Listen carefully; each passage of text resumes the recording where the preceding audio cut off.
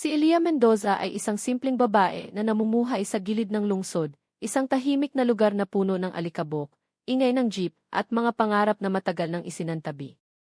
Sa edad na 35, sanay na siyang maglakad ng nakayuko, sanay na siyang hindi pansinin. May maliit siyang karinderya sa tapat ng eskinita, sapat lang para maitawid ang araw-araw.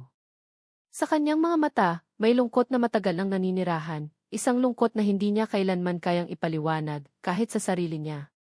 Kasama niya sa maliit na mundo ang Marco, isang 8 taong gulang na batang kalye na madalas niyang pakainin.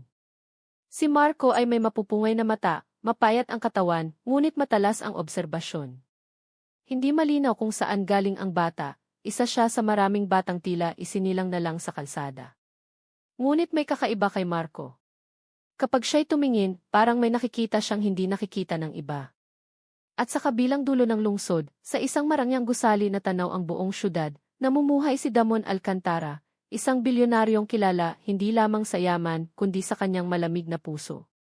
Sihi ng Alcantara Holdings, takot ang mga empleyado, galit ang mga kritiko, at walang sinuman ang makapagsabing siya ay marunong umunawa. Sa mundo ni Damon, ang kahinaan ay kasalanan at ang kahirapan ay pagpili. Matangkad, makisig, ngunit may matang tila walang kinikilalang damdamin. 3 buhay. 3 mundong hindi kailanman dapat magtagpo. Hanggang sa isang hapon na umulan ng biglaan. Nasa gilid ng kalsada si Elia, hawak ang payong na butas-butas, habang sinusubukang isara ang kanyang karinderya. Si Marco ay nasa tabi niya, umangatog sa lamig. Noon dumaan ang isang itim na mamahaling sasakyan, mabagal, tila naghahanap ng dadaanan sa baha. Huminto ito sandali at bumukas ang bintana. Isang mukha ang lumitaw. At doon nagsimula ang lahat. Ngunit bago tayo tuluyang lumalim sa kwentong ito, sandali muna, kung mahilig ka sa mga kwentong tumatago sa puso, mga kwentong mailihim, sakit, at katotohanang kayang yumanig ng buhay, huwag kalimutang i-like ang video na ito. Mag-iwan ng komento at i-share sa mga taong mahilig sa ganitong klaseng kwento. At kung bago ka pa lang dito, mag-subscribe ka na para hindi ka mahuli sa mga susunod pang kwento.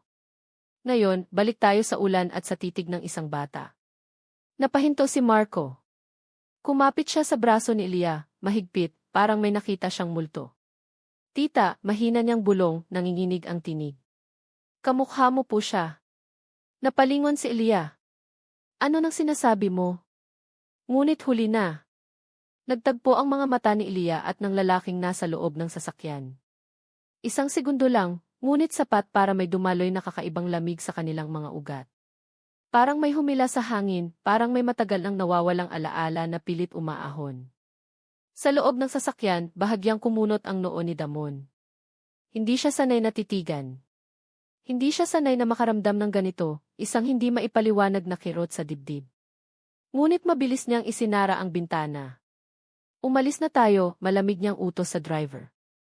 Ngunit naiwan ang mga salitang binitiwan ni Marco, malinaw, diretso, walang bahid ng alinlangan. Tita, kamukha mo po ang matapobreng bilyonaryo. Parang binuhusan ng malamig na tubig si Elia. Nanigas ang kanyang mga kamay. Ramdam niya ang pintig ng puso niya sa tenga. Hindi siya nagsalita. Hindi siya gumalaw. Ngunit sa loob-loob niya, may isang tanong na sumigaw. Bakit totoo? Mula sa araw na iyon, hindi na matahimik si Elia. Sa bawat salamin na madaanan niya, mas matagal siyang tumitingin. Sa bawat anino, parang may ibang mukha na nakikisilip sa kanya. At si Marco, lalo siyang naging tahimik, pero mas mapagmasid. Samantala, si Damon, sa gitna ng mga board meeting at milyon-milyong kontrata, ay paulit-ulit na binabalikan ang mukha ng babaeng iyon. Hindi niya alam kung bakit, ngunit may isang larawang paulit-ulit na bumabalik, isang alaala ng bata, isang babaeng umiiyak, at isang pangalang matagal nang ibinaon sa limot. At sa pagitan ng isang batang nagsabi ng katotohanan at ng 2 taong tinatakbuhan ang nakaraan, unti-unting bubuka ang isang lihim na matagal nang gustong sumabog. Isang lihim na hindi kayang bilhin ng pera. Isang katotohanang yayanig hindi lang sa isang pamilya, kundi sa buong buhay nila. At dito pa lamang nagsisimula ang kwento. Hindi na nawala sa isip ni Elia Mendoza ang gabing iyon. Kahit ilang beses niyang sabihin sa sarili na pagkakataon lang iyon, naguni-guni lang ng isang bata, may kung anong kumakapit sa dibdib niya, parang may pinto sa loob ng kanyang alaala na bahagyang bumukas. Kinagabihan, habang nagliligpit siya ng mga pinggan sa karinderya, napansin niyang nakatitig sa kanya si Marco. Tahimik lang ang bata, pero ang mga mata nito'y parang may dalang tanong na ayaw bigkasin. "Bakit mo sinabi iyon kanina?" tanong ni Ilya, pilit pinapakalma ang boses. Hindi agad sumagot si Marco. Kinuha niya ang basag na kutsara at dahan-dahang iniikot sa mesa. "Kasi po pareho kayo ng mata. Pareho kayong malungkot." Parang may humaplos na malamig sa batok ni Ilya. "Hindi mo siya kilala," mahina niyang sabi. "Pero kilala ko po yung lungkot," sagot ng bata. "Pareho po kayo." Hindi na nakapagsalita si Ilya. Sa halip, niyakap niya si Marco, mahigpit, parang natatakot na may mawala kapag binitawan niya. Samantala, sa kabilang mundo na po ng salamin at bakal, nag-iisa si Damon Alcantara sa kanyang opisina. Hawak niya ang isang lumang larawan, isang batang babae, may ngiting pilit, hawak ang kamay ng isang babaeng halos di makita ang mukha. Matagal na niyang gustong itapon ang larawang iyon, pero hindi niya magawa. "Sir, may meeting po kayo bukas," paalala ng sekretarya. "Cancel it," sagot niya, malamig. "May aasikasuhin ako." Sa unang pagkakataon sa loob ng maraming taon, hindi pera ang iniisip ni Damon. Kundi isang tanong, sino ang babaeng iyon? At bakit parang bahagi siya ng buhay kong tinakasan? Lumipas ang ilang araw. Isang umaga, may humintong kotse sa tapat ng karinderya ni Ilya. Hindi kasing gara ng itim na sasakyan noon, ngunit malinaw na hindi pangkaraniwan. Bumaba si Damon, nakasimple ngunit hindi maitago ang tindig ng isang taong sanay sundin. Nanigas si Lea nang makita siya. Muling nagtagpo ang kanilang mga mata, mas matagal ngayon, mas masakit. "Pwede ba tayong mag-usap?" tanong ni Damon, diretso, walang paligoy. Napatingin si Lea kay Marco na nakatayo sa gilid. Tumango ang bata, parang sinasabing oras na. Sa loob ng maliit na karinderya, magkatapat silang dalawa. Walang nagsasalita. Ang tunog lang ng kutsarang tumatama sa baso ang pumupuno sa katahimikan. "Anong pangalan mo?" tanong ni Damon. "Lea," sagot niya. "Ikaw?" Alam na niya ang sagot. Pero gusto niyang marinig. "Damon," sagot ng lalaki. Bahagyang nanginginig ang boses, isang bagay na hindi niya kailanman naramdaman sa kahit anong negosasyon. "Tinanong ko ang sarili ko," dugtong ni Damon, "kung bakit may mukhang sumusunod sa akin kahit saan ako magpunta. At heto ka." Tumayo si Ilya, nanginginig ang mga kamay. "Kung may sasabihin ka, sabihin mo na. Hindi ako sanay sa ganitong laro." Huminga ng malalim si Damon. "May isang babaeng nawala sa buhay ko. Matagal na. At mula nang makita kita parang bumalik ang lahat." Parang gumuho ang sahig sa ilalim ng paa ni Ilya. "Hindi ko alam ang sinasabi mo," mariin niyang tugon, pero ang tinig niya'y puno ng takot. Mula sa likod, biglang nagsalita si Marco. "Tita, siya po ang tatay mo, di ba?" Parang tumigil ang mundo. Napalingon si Damon, namutla. "Ano nang sinabi mo?" Hindi na nakatakas si Ilya. Umiyak siya, hindi tahimik, kundi parang matagal nang kinulong ang luha. "Hindi ko alam," sigaw niya. "Hindi ko alam kung sino ang tatay ko. Iniwan kami. Iniwan ako ng lahat." Tumayo si Damon, nanginginig. "Hindi ako umalis," bulong niya. "Inalis ako." At sa sandaling iyon, unti-unting nabuo ang larawan, isang lihim na itinago ng mga taong mas piniling iligtas ang pangalan kaysa ang buhay ng isang bata. Ngunit hindi pa tapos ang kwento. Dahil ang katotohanan iyon, ang dugong nag-ugnay sa kanila, ay may kapalit. At ang kapalit nito'y mas masakit pa kaysa sa pagkakahiwalay nila noon. At habang nakatayo silang tatlo sa gitna ng maliit na karinderya, hindi pa nila alam na ang susunod na mga araw ay magdadala ng mga kaaway, paghuhusga, at desisyong babago sa lahat. Dito pa lang talaga nagsisimula ang tunay na laban. Nanatiling mabigat ang hangin sa loob ng karinderya. Walang gustong magsalita. Si Ilya ay nakaupo na ngayon, yakap ang sarili, parang pinipigilan ang pagkabasag. Si Damon naman ay nakatayo pa rin, parang estatwang tinamaan ng kidlat, ang buong pagkatao niya, gumuho sa loob lamang ng ilang segundo. At si Marco, tahimik, pero ang mga matay palipat-lipat sa dalawa, parang siya ang tanging nakakakita ng buong larawan. "Hindi pwedeng ganito," basag ang boses ni Damon. Hindi pwedeng ngayon ko lang malalaman. Kung totoo man ang iniisip mo, sagot ni Ilya, nanginginig pero pilit matatag, wala kang karapatan sa buhay ko. Lumaki akong walang ama. Natuto akong mabuhay na walang umaalalay. Hindi ko ginusto yon, mariing sagot ni Damon. May mga desisyon noon na hindi akin. Lahat ng mayaman, ganyan ang sinasabi, mapait ng ngiti ni Ilya. Kapag huli na ang lahat, tumahimik si Damon. Sa unang pagkakataon, wala siyang maisagot. Sa mundo niya, sanay siyang manalo sa argumento, pero hindi sa ganitong uri ng katotohanan. Umalis siya ng araw na iyon na walang pangakong binitiwan. Ngunit mula noon, nagsimula ang mga pagbabagong hindi na kayang pigilan. Kinabukasan, may dumating na sobre sa karinderya. Walang tatak ng kumpanya. Walang pangalan ng sender. Sa loob, isang liham, maikli, diretsyo. Gusto kong malaman ang totoo. Hindi para sa akin. Para sa'yo. Hindi ito pinansin ni Ilya. Ilang araw niyang itinago ang sulat sa ilalim ng kaha, parang apoy na ayaw niyang hawakan. Ngunit si Marco, sa sariling paraan, ay patuloy na nagtatanong. Tita, minsan niyang sabi habang nagwawalis sa umaga, hindi po ba mas masakit ang hindi alam kaysa sa masakit na katotohanan? Napahinto si Ilya. Napatingin siya sa bata, isang batang walang kinagis ng pamilya, pero may tapang magsalita ng ganito. At doon niya naunawaan, hindi lang pala tungkol sa kanya ang kwentong ito. Samantala, si Damon ay hindi na bumalik sa dati niyang rutina. Ang mga board meeting ay napuputol. Ang mga desisyon ay naudlot. At sa likod ng kanyang malamig na imahe, unti-unting lumilitaw ang isang lalaking inuusig ng nakaraan.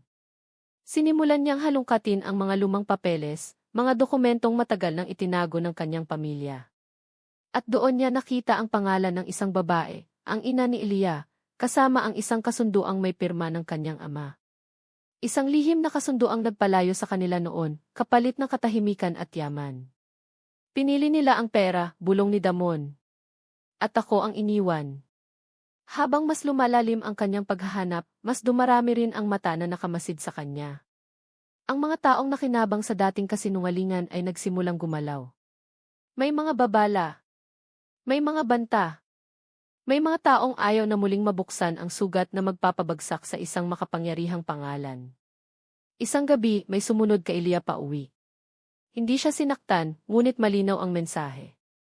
Manahimik ka, sabi ng anino bago tuluyang maglaho sa dilim. Kinabukasan, dumating si Damon sa karinderya, hindi bilang bilyonaryo, kundi bilang lalaking handang humarap sa galit. May mga taong ayaw sa katotohanan, sabi niya. At delikado ka na dahil sa akin. Hindi kita hininga ng ganitong gulo, sagot ni Ilya, nangingilid ang luha. Pero kasama ka na, sagot ni Damon, mariin. At kung may kapalit ang kasalanan ko noon, haharapin ko. Lahat. Sa pagitan nila, may katahimikan na puno ng sakit, pero may bahagyang liwanag. Hindi pa tawag iyon ng kapatawaran. Hindi pa iyon pamilya. Ngunit iyon ang unang hakbang. At si Marco, nakatayo sa gilid, tahimik na nakangiti, parang alam niyang ang katotohanan kanyang binigkas ay nagsimula ng baguhin ang lahat. Ngunit mas mahirap pa ang mga darating. Dahil kapag ang katotohanan ay tuluyang lumantad, hindi lang puso ang masusugatan, kundi mga pangalan, kapangyarihan, at buhay na matagal nang itinayo sa kasinungalingan. At wala nang atrasan. Mula sa gabing iyon, nagbago ang takbo ng buhay nilang tatlo, hindi sa bigla ang himala, kundi sa mabibigat at dahan-dahang hakbang na tila bawat isa'y may kapalit na kirot. Hindi na umalis si Damon ng basta-basta. Araw-araw siyang bumabalik sa karinderya, minsan tahimik lang na umuupo sa isang sulok, minsan nagdadala ng pagkain para kay Marco, minsan nakatingin lang kay Ilya na parang pilit inuunawa ang bawat galaw niya. Hindi siya nagsasalita ng pangako. Hindi rin siya humihingi ng tawad. Para bang alam niyang walang salitang sapat para punan ang mga taong nawala. Si Ilya naman, kahit pilit na itinataboy ang damdamin, ay hindi maiwasang mapansin ang pagbabago. Ang lalaking dati tinitingala ng takot at galit ng iba, ngayon naglalakad ng walang bodyguard, handang tumanggap ng malamig na titig at katahimikan. Ngunit hindi pa rin iyon sapat para burahin ang mga taong lumipas. Hindi kita kailangang kaawaan, minsan niyang sinabi habang nagsasara ng karinderya. Kaya kong mabuhay nang wala ka. Alam ko, sagot ni Damon. Pero hayaan mo akong matutong manatili. Sa likod ng mga salitang iyon, may laban ding tahimik na nagaganap. Sa loob ng Alcantara Holdings, nagsimulang umalinggaw ang bulungan. May mga dokumentong biglang hinihingi ni Damon. May mga pangalan na muling binubuksan. At sa bawat tanong niya, may mga mukhang namumutla, mga taong matagal nang naghari sa anino ng kasinungalingan. Hindi ito dapat ilabas, mariing sabi ng isa sa mga nakatatandang direktor. Masasira ang kumpanya. Mas matalim ang sagot ni Damon. Matagal nang sira ang konsensya natin. Ngayon lang natin haharapin. Kasabay nito, mas tumitindi ang panganib kay Ilya. May mga customer na biglang hindi na bumabalik. May mga gabing may nakaparadang motorsiklo sa tapat ng eskinita. Tahimik lang pero nakakatakot. At si Marco, sa kabila ng kanyang murang edad, ay ramdam ang tensyon. Tita, bulong niya isang gabi, kapag natatakot ka, nandito lang po ako. Niyakap siya ni Ilya ng mahigpit, parang siya ang bata at si Marco ang matanda. Pasensya ka na kung nadadamay ka, bulong niya. Hindi po, sagot ng bata. Matagal na po akong mag-isa. Ngayon po, parang may pamilya na ako. Ang salitang pamilya ay tumama kay Ilya na parang kutsilyo, masakit, pero totoo. Isang araw, inimbitahan ni Damon si Ilya sa isang lugar na matagal na niyang tinakasan, isang lumang bahay sa probinsya, nakatago sa likod ng mga puno. Doon daw nagsimula ang lahat. Doon daw iniwan ang ina ni Ilya. Ayaw sana niyang sumama. Ngunit sa huli, nanaig ang tanong na matagal nang kumakain sa kanya. Sa pagpasok nila sa lumang bahay, bumalik ang mga multo ng nakaraan. May mga laruan sa sulok, may kurtinang kupas, at may larawan sa dingding, isang batang babae, nakangiti, hawig na hawig kay Ilya. Nanghina siya. Napaupo. Ako to, bulong niya. Hindi ko maalala pero ako to. Tumango si Damon, nangingilid ang luha. At ako ang hindi dumating. Hindi pa iyon kapatawaran.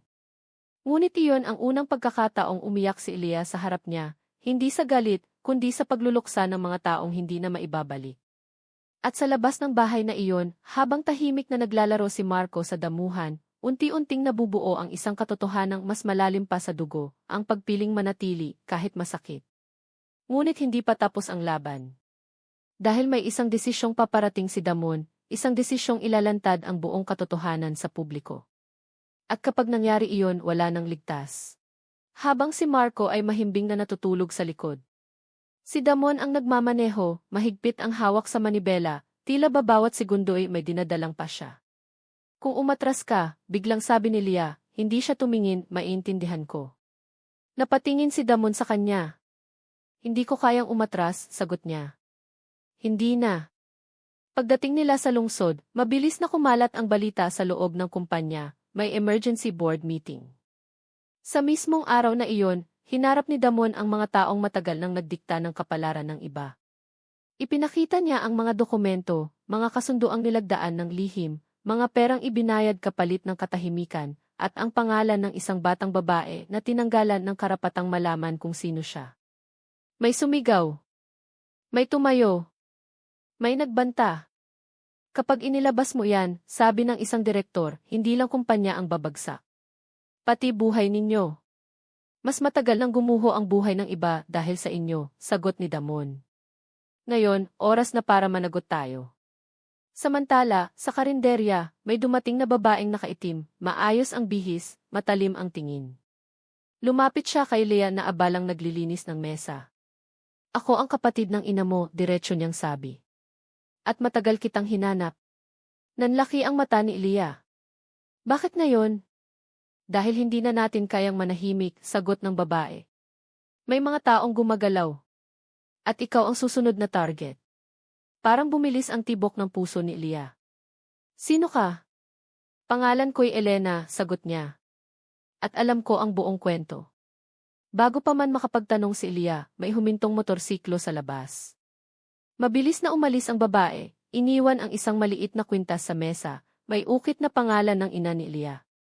Kinagabihan, dumating si Damon sa karinderya, halatang pagod ngunit determinado. Inilahad niya ang nangyari sa meeting, ang mga bantang natanggap, ang posibilidad na mawalan siya ng lahat. May isang babae, sabi ni Ilya, inilabas ang kwintas. Sabi niya, kapatid siya ng nanay ko. Natigilan si Damon. Si Elena, bulong niya. Akala ko'y matagal na siyang nawala. Hindi pala, sagot ni Ilya. At sabi niya, may mga taong ayaw talagang mabunyag ang katotohanan. Nagkatinginan sila, parehong alam na ang laban ay hindi na lang personal. Isa na itong digmaan laban sa sistemang matagal nang nakinabang sa pananahimik. Sa sulok ng karinderya, nagising si Marco. Lumapit siya at marahang hinawakan ang kamay ni Ilya. Tita, sabi niya, kahit ano pong mangyari hindi na po kayo mag-isa. Niyakap siya ni Ilya, nangingilid ang luha. Sa unang pagkakataon, hindi na niya itinulak ang ideya ng pamilya, kahit hindi pa buo, kahit masakit. Sa labas, may aninong nagmamasid. May mga hakbang na palapit. At sa bawat hakbang na iyon, mas papalapit ang sandali ng paghahayag, isang sandaling hindi na mapipigilan. At sa gitna ng takot at tapang, malinaw ang isang bagay, kapag ang katotohanan ay tuluyang lumantad, may mga mawawala at may mga sa wakas ay makakahanap ng sarili nilang pangalan. Sumunod na mga araw ay parang bagyong walang pahinga. Sa bawat umagang nagigising si Ilya, may kaba sa dibdib na tila may mangyayaring hindi na niya kayang takasan. Hindi na siya nagbubukas ng karinderya ng mag-isa, palaging may kasamang si Marco, at kung minsan ay si Damon, tahimik lang na nakaupo sa isang sulok, hindi bilang bilyonaryo, kundi bilang bantay, bilang presensya. Dumating ang balita na inilabas na sa media ang unang bahagi ng investigasyon. Walang pangalan, walang tahasang akusasyon, pero malinaw ang mensahe. May makapangyarihang pamilya. May batang inalisan ng karapatan. May kasunduang binayaran ng katahimikan. At sa likod nito, ang apelyidong matagal ng kinatatakutan. Nag-uumapaw ang galit sa publiko. May mga kumakampi, may mga kumukwestiyon. At kasabay nito, mas tumitindi ang banta.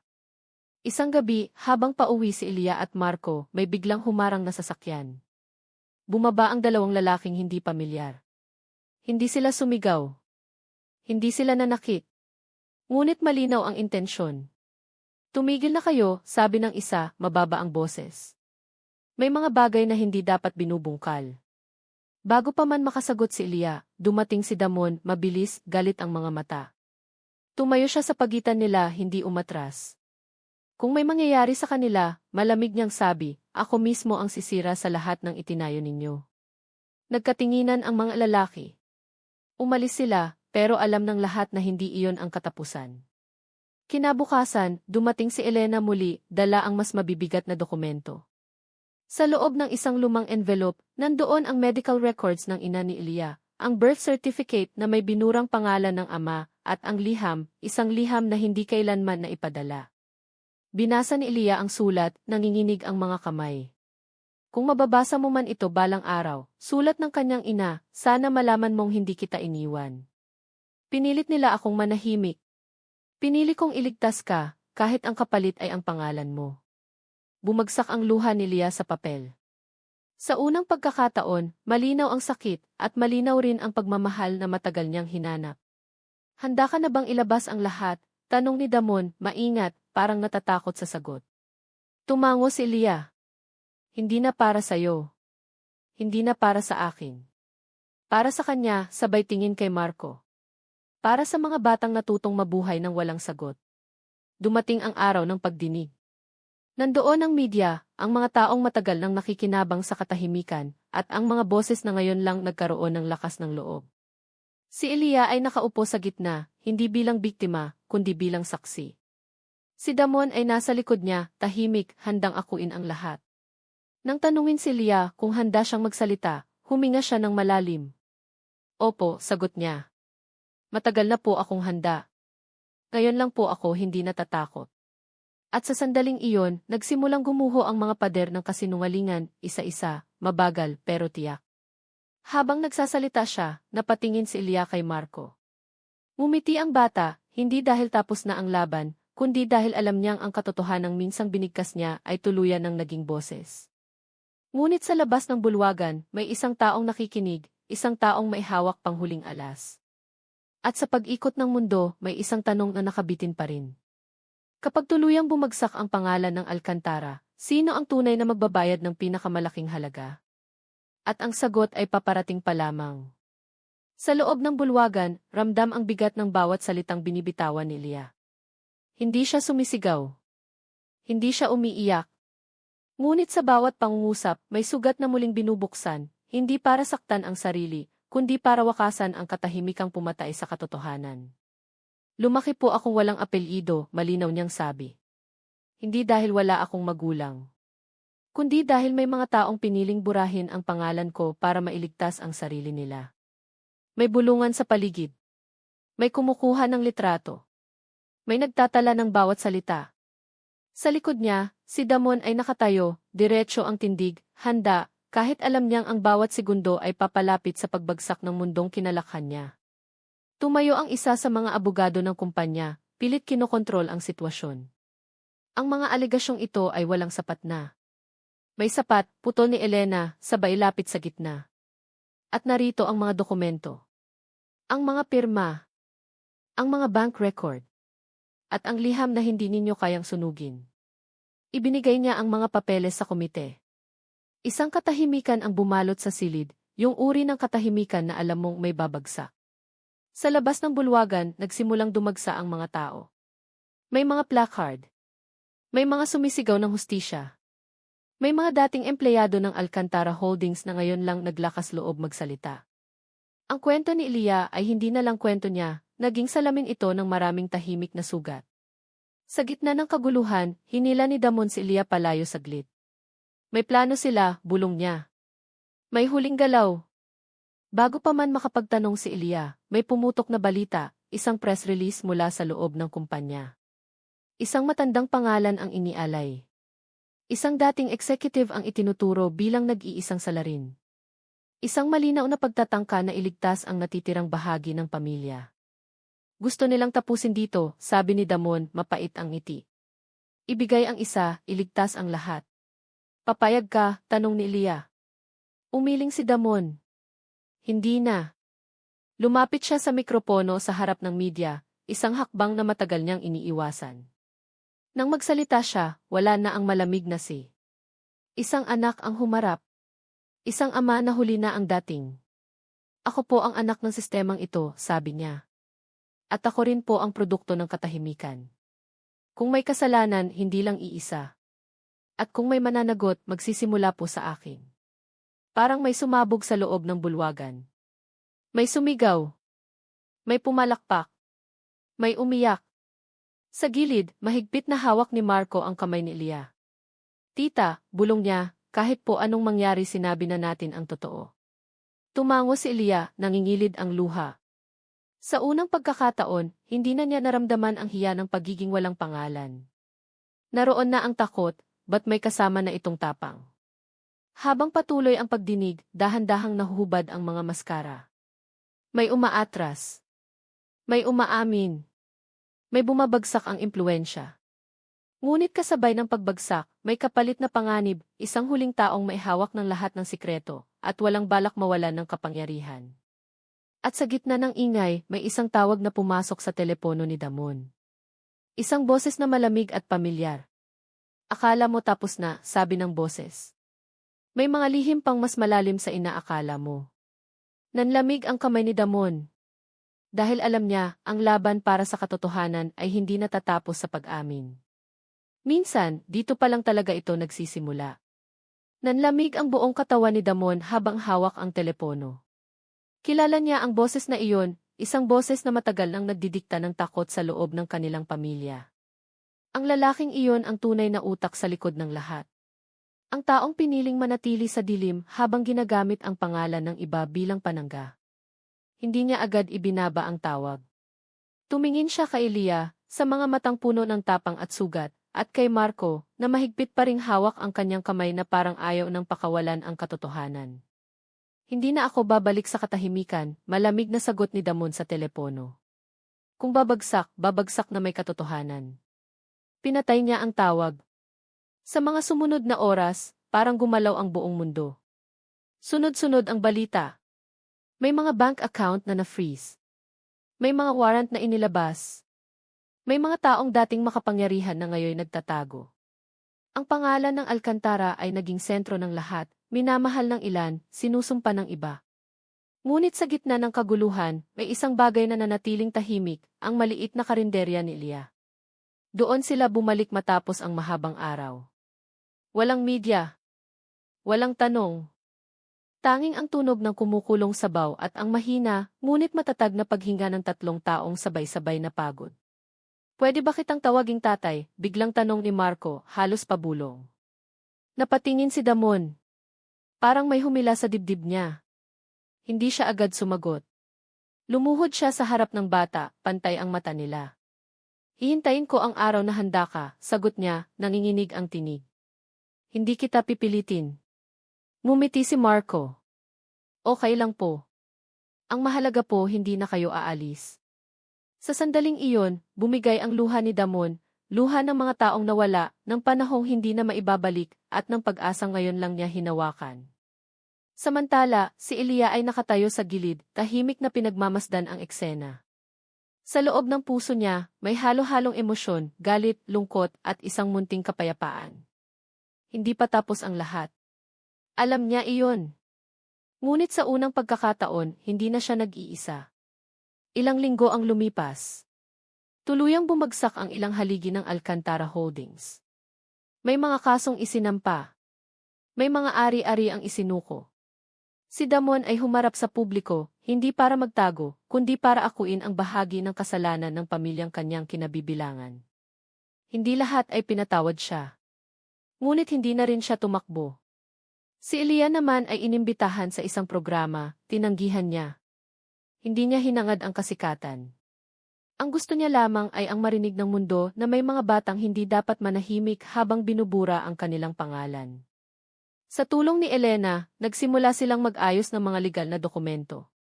Sa wakas, naibalik ang apelyido ni Ilya, hindi bilang simbolo ng yaman, kundi bilang pagkilala sa kanyang pinanggalingan. Hindi niya ito agad ginamit. Pinag-isipan niya. At isang gabi, habang nakaupo sila ni Marco sa harap ng karinderya, sa kanya ito sinabi. Alam mo, wika niya sa bata, pwede kong gamitin ang apelyido niya. Pero pipiliin ko kung kailan. Tumango si Marco. Kasi po sa'yo pa rin po yun. Ngumiti si Lia. Sa kanya pa rin iyon. Isang hapon, dumalaw si Damon sa puntod ng ina ni Lia, kasama si Lia. Walang media. Walang bulaklak na mamahalin. Tanging katahimikan at 2 taong humihingi ng tawad sa paraang hindi na kailangan ng salita. Pasensya na, bulong ni Damon. Hindi ako dumating. Hinawakan ni Ilya ang kanyang braso. Hindi mo na mababago ang nakaraan, sabi niya. Pero pwede mong piliin ang susunod. Tumango si Damon. At sa sandaling iyon, alam niyang iyon na ang tanging pagkakataong hinihingi ng mundo sa kanya, ang manatili. Lumipas ang mga buwan. Ang karinderya ni Ilya ay nanatiling bukas, ngunit may bago na itong anyo, may libreng pagkain para sa mga batang kalye tuwing hapon. Si Marco ay nagsimulang pumasok sa paaralan, dala ang lumang bag ngunit may bagong ngiti. Si Elena ay tumulong sa likod, tahimik, ngunit palaging nariyan. At si Damon, unti-unti niyang binuo ang sarili sa labas ng anino ng apelyido. Hindi na bilang bilyonaryo, kundi bilang taong natutong makinig. Isang gabi, habang nagsasara ang karinderya, napatingin si Ilya sa langit. Tahimik. Maliwanag ang mga bituin. Wala nang sumisigaw sa loob ng dibdib niya. Hindi dahil wala nang sakit, kundi dahil hindi na siya tumatakbo rito. Isang bata ang minsang nagsiwalat ng katotohanan. Isang babaeng matagal na walang pangalan ang natutong tumayo. At isang bilyonaryong matapobre ang napilitang harapin ang sarili niyang pagkatao. Hindi naging perpekto ang wakas. May mga sugat na mananatili. May mga tanong na hindi na masasagot.